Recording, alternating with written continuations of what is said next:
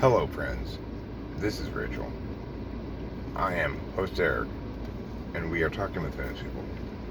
And today we present to you a video entitled 8 Ways to Suck Ass. Pick one.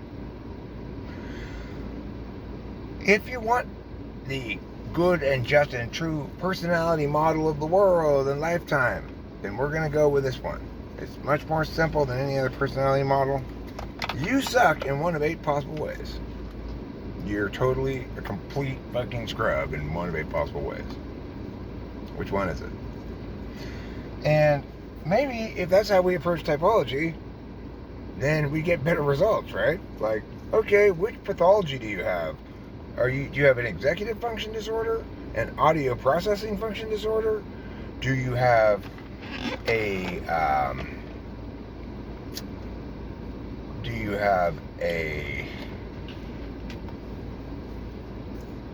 what's your Are you part of the dark triad? Are you part of the dark triad? Do you have sociopathy? The point is, we can do with each of the 8 functions, we can talk about how it's either in the status quo pathologized already, either expressly, like medically, or just non-medically, or not pathologized.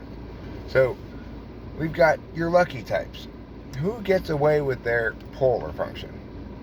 Anipolar, there's nothing wrong with them. This applies to you can be accused of these pathologies whether the function we're talking about is in your 7th or your 8th slot, okay? But it's more likely to occur with the 7th, and sometimes the accusations change according to whether it's 7th or 8th. But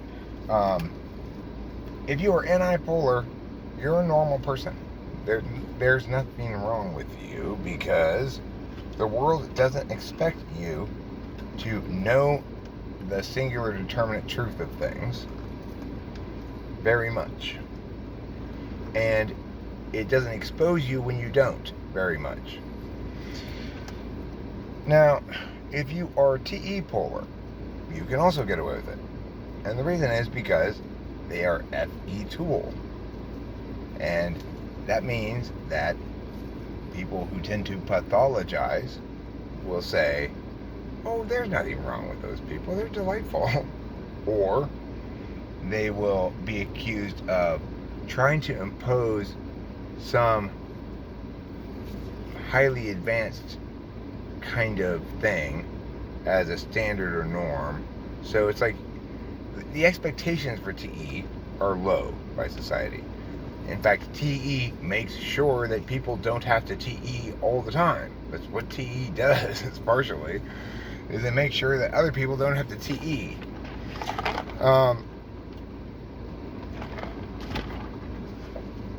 If you're any NI or TE polar, you have gotten away with without being pathologized. But you may have been pathologized in your 8th slot. Like you may have said, if you're TE polar and you're an INFJ, you may have been accused of having some sort of audio processing disorder.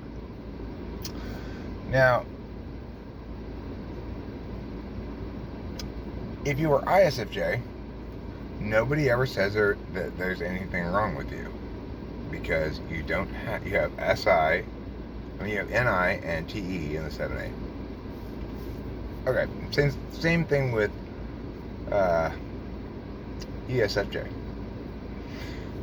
Alright, now let's talk about the people who get somewhat pathologized. Your any polar types, or any 8, they are accused of being shy if it's 7th, or in the 8th slot, they might be subject to basically aesthetic assault. Like, that's not funny, or your idea is not good, basically. But you shouldn't you're not succeeding enough ideationally or whatever. And then another one that's sort of pathologized would be FI in the 7th grade, which is, it gets called sociopathic, but sociopathic is a more general kind of thing than like executive function disorder, right? And then of course FI polar might also get expressed simply as, does that mean this guy needs to grow up and understand himself better? He's a lost soul or something like that.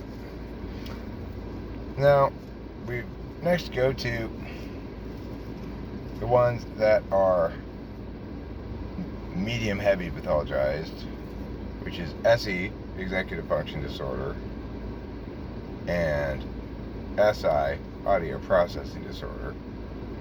And then the ones that are maximally pathologized, FE polar, autistic, and what's the one that's left?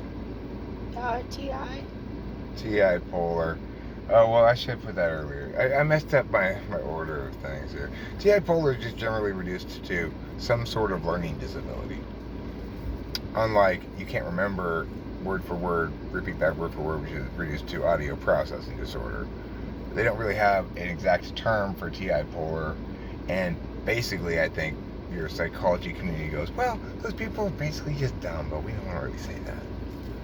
So this is what happens when you begin with a frame of reference that says we have a single mean or medium part average of people that represents the normal, and then people deviate from that in various degrees. If you deviate too far, there's something wrong with you. Well, first of all, that normal is going to exclude a couple of things like NI, right? Because of a variety of reasons. So it's going to be inherently biased against certain people. But second of all, it doesn't reflect reality because there are actually 16, but let's just call it 8 to make it just about the polars and the link to their respective pathologies. So let's call it 8 means that we need to evaluate people against. So it's fair to evaluate me against maybe, in this model, in this explication anyway, ESTPs and other ENTPs, but not fair to compare me against INFJs. If you do compare me, if you take a population of ENTPs and a population of INFJs and you compare them against each other and you set either one of them as the norm, the other one's going to be retarded in some pathologized way in comparison in some way. So that's the problem with operating in a world that says, no, everybody is the same kind of thing that can be described by the same kind of attributes, namely conscientiousness, the big 5 things, right? Cognitive function says, no, you can describe people with those things, and that will be a poor way to understand the nature and manifestation and meanings behind, etc., their personality. Namely, it's better understood as expression of attentional habits than it can ever be as an expression of attributes, because people aren't physical objects. So anyway, pick your kind of suck. You got it. There's something wrong with you, okay? And if we don't accept typology as the metaframe, there's definitely something wrong with you, and it's one of 8 specific things. So pick your poison. You don't get to be not something wrong with you. So, so C.S. Joseph and